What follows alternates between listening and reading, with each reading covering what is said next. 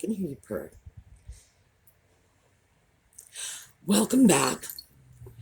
And as you can see, we've got company.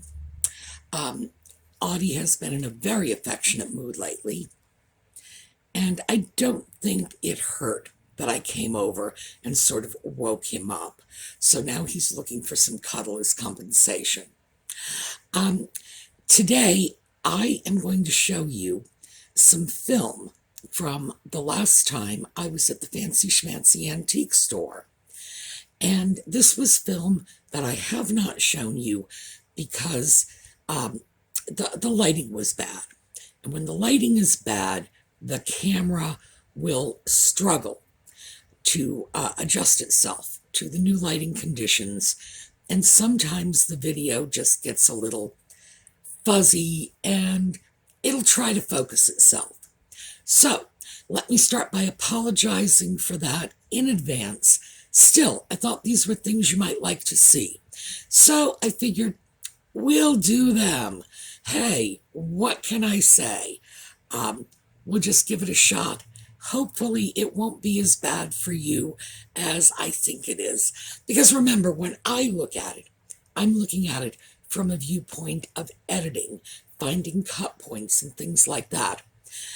And when you do that, your eye catches things that in the ordinary course of events just slide on by and you don't even notice.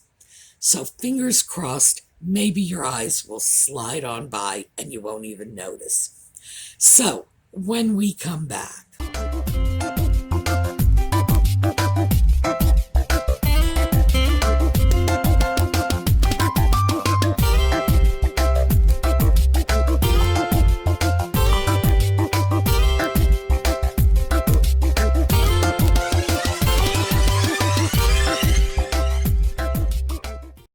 one of the things that the Fancy Schmancy antique store has is a lot of Asian porcelain.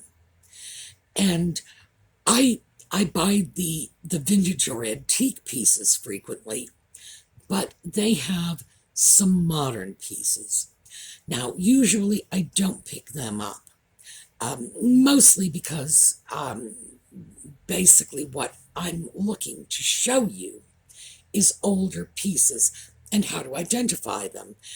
Not so much with the newer pieces, which I think are readily identifiable if you've had the chance to see a few of the older pieces. Nevertheless, I thought it might be interesting for you to take a look at some modern Chinese porcelain. We have a lot of Chinese pottery over here. This is a pattern that is ordinarily called willow ware or blue willow. Most of the pieces appear to be reasonably new. And by that, I do not necessarily mean made yesterday, but most of these look like they are no earlier than the third, fourth quarter. Well, I would say fourth quarter, 20th century. I don't think any of these pieces go back before the 70s. Still, very interesting pieces, very pretty. Now, this is an example of the classic willow ware pattern. It's often called export canton. Pretty pieces, blue and white, classic Chinese design. There are times when this was remarkably popular, and it's a very old pattern. This particular rendition is probably not actually Chinese. I looked at the information on the back, and I believe this was made in England. That happened. A very popular Chinese design might have been reinterpreted by a Western manufacturer. Still, very, very pretty. Interesting. And the interesting thing about this, of course, and we've discussed this before, is some of these Chinese patterns have been so absurdly popular for so long that you can find beautiful pieces of Chinese porcelain coming out of Japan, Korea, Macau, England, Belgium. I recently picked up both an English and a Belgian piece and mentioned them in a video. The fact is that these are fixed designs, reasonably speaking. I mean, mind you, there'll be a little variation here and there. But in general, these blue Canton pieces can be freely mixed and matched. And I use that term loosely because what you're really doing is matching. You can throw Japanese pieces on English pieces, on Chinese pieces, and most people are never even going to notice any difference at all. They're going to think it's one cohesive set. It makes it a valuable tool for people who like their porcelain to be matchy-matchy. Now, I don't care for that, but I have to tell you, I have no problem with people who do. There was a time in my life when I did want, matchy-matchy porcelain. That time has passed. But yeah, I'm as guilty of that as anyone else. I now think that there's more visual interest in some variety. And also, too, I have to admit this, the times have changed. Back in the early 70s when I was a young person, and I was indeed a young person once upon a time, fully matched sets were everything. That was what you wanted. Part of this was strictly economic. People who grew up in less affluent households had mismatched china. Now, keep in mind, people who grew up in very affluent households also had mismatched china. But the people who were growing up in the very limited circumstances had no way of knowing that, you would go off to England, sit down to dinner at the Earl's house, and yeah, the china was probably not going to match. How would they know that? They simply saw it as a sort of a throwback to a childhood in which new dishes were a luxury they couldn't afford. So we definitely saw a lot of sort of forced matching of everything. Even today, the china patterns that were popular in the late 60s, early 70s especially, and you could see this earlier in the 50s and later in the 80s, but late 60s, early 70s was really the peak for this. You can find anything in a china pattern. You want a napkin holder, you can find it. You want a little corncob skewer, you can find it, because they wanted everything to match. That meant to young people starting out that they were well-heeled enough to afford a fully matched set of china. So when I say there was a time when I did it, frankly, it was because that was simply the way it was done.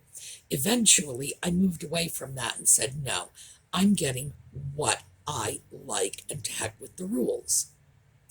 But if you want Asian china, and noticeably Asian china, you just stick with these blue Canton sets, and you can have the china service as matchy-matchy as your little heart desires, and you can get the pieces from 1830. You can get them from last week at Macy's. You can get them from England. You can get them from Macau. And they're all going to match so well that I'm not kidding. People are not going to be able to notice. So it's something to think about, because I believe personally, this is my belief, Having grown up in a household where the good china was hauled out for major holidays and the occasional Sunday dinner, I personally believe that if you have china, if you have silver, take it out and use it. Oh, by the way, I'm not upset about the silver not being hauled out all the time because I inherited that. And so now I have silver in a pattern that was discontinued in 1911. And the pieces look brand new because nobody ever used them. So, fantastic. My good fortune.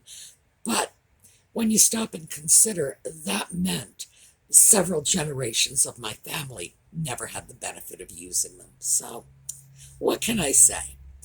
All right, next up, I usually do not spend as much time at the Fancy Schmancy Antique Mall on the first floor as I probably should.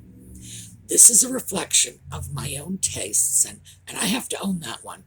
I like going places where there are older pieces, vintage antiques, etc. The first floor has a wonderful selection of primitive everything. They've got wagon wheels in there. They've got heavy stoneware bowls, all kinds of things like that. And I just took a quick swoop around a booth that specializes in primitives so you can take a look.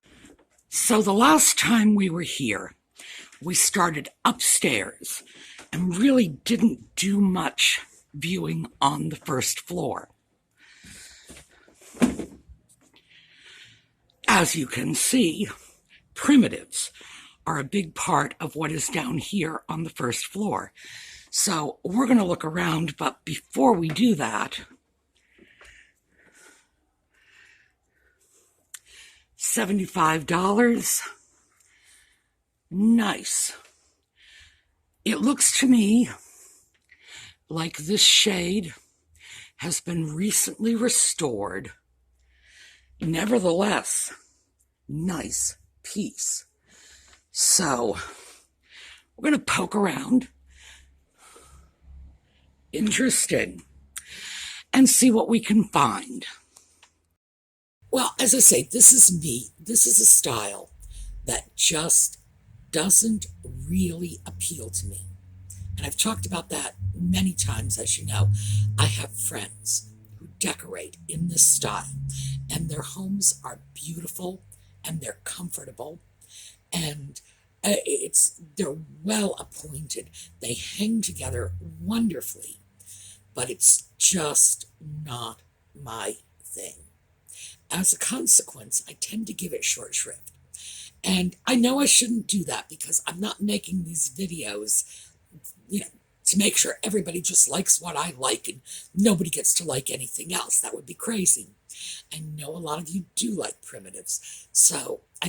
And it's one of the things I've been trying to do is incorporate more American country pieces into filming. Just so you know what's out there. But I've got to work a little harder on the primitives. The fact is, we have primitives in my area. We are in Amish country here.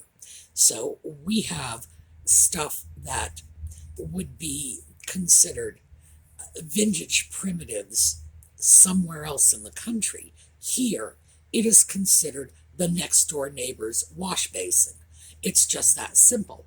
These are folks who are using these items. They're using them in their homes, on their farms. The Amish and the Mennonites both have a very strong aversion to throwing things away.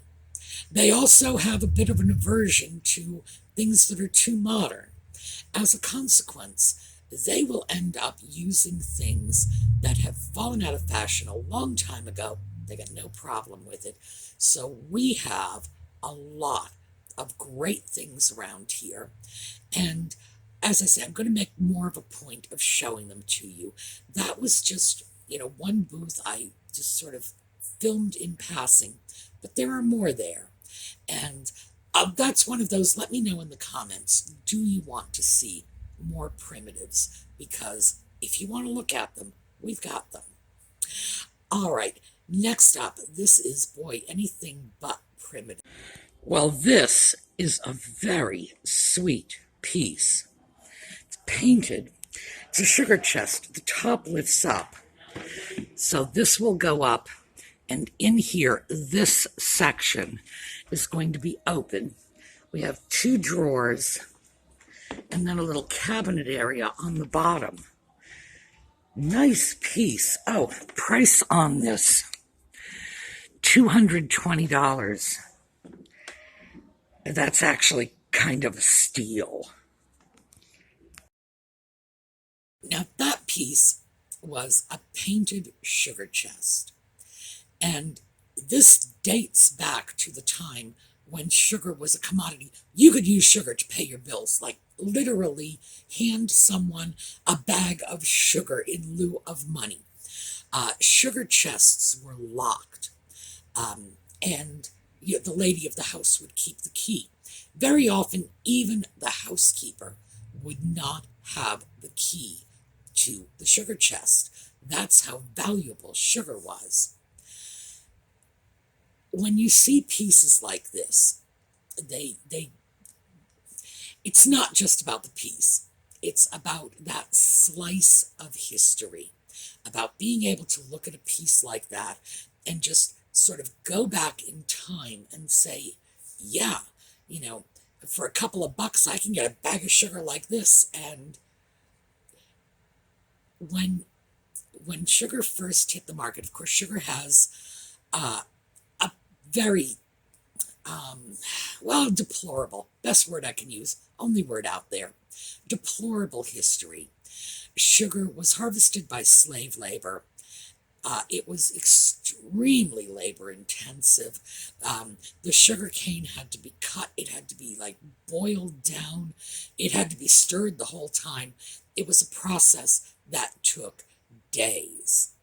And the fact is that much of the slave labor in the Western Hemisphere was based on sugar production. This is why slaves were brought over, because the labor was simply something people would not do voluntarily. It was extremely difficult work. So sugar's history is unpleasant. But when we start to remove it, and I don't know, can you remove it from the unpleasantness? I don't know if you can. But for the sake of argument, let's sort of detach it. And let's just say that magic sugar fairies dropped sugar in your lap in the early 1800s, for example. This was a really valuable commodity, and you would keep it under lock and key. So you do have sugar chests, sugar cabinets, locked sugar boxes like containers that you would put the sugar in, because it was just too valuable to leave it out where anybody could wander away with it. So it's one of the things I like about pieces like this. It does give us a slice of the past, and we can look at this and say, yeah, boy, things have certainly changed, haven't they? Next up, Gothic Revival versus Eastlake. Let's take a look at this. Okay, $320. And this is something that I would not actually call Eastlake. I would call this Gothic Revival. It's a dining room piece. They're calling it a server.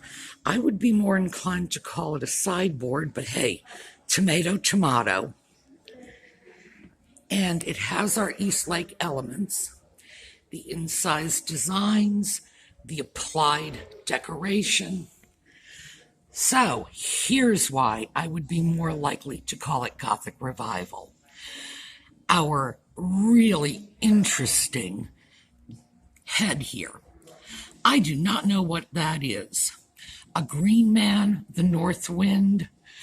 Very popular motif during the period.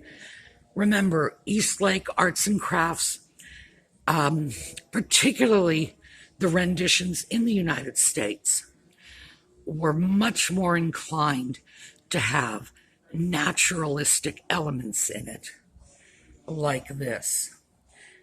Very impressive piece. Well, we deal with Eastlake a lot on this channel. The bookcase behind me is Eastlake. Why we deal with Eastlake so much is because I love Eastlake. Frankly, it's the same reason we don't deal with primitives. We do deal with Eastlake. Is just my own personal taste. Eastlake, all Eastlake furniture is Gothic Revival. Not all Gothic Revival furniture is Eastlake. So let me explain this.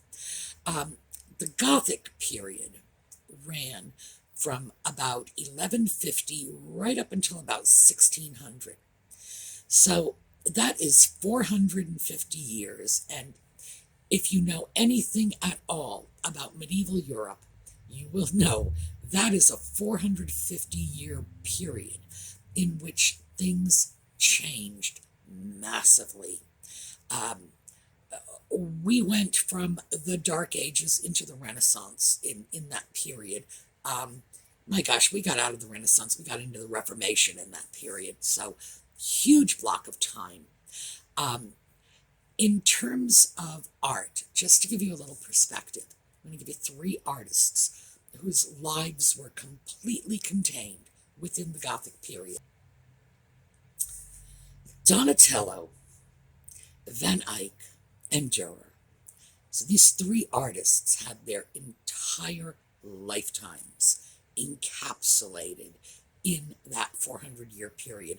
They were born, they lived, they died, all within that discrete time frame.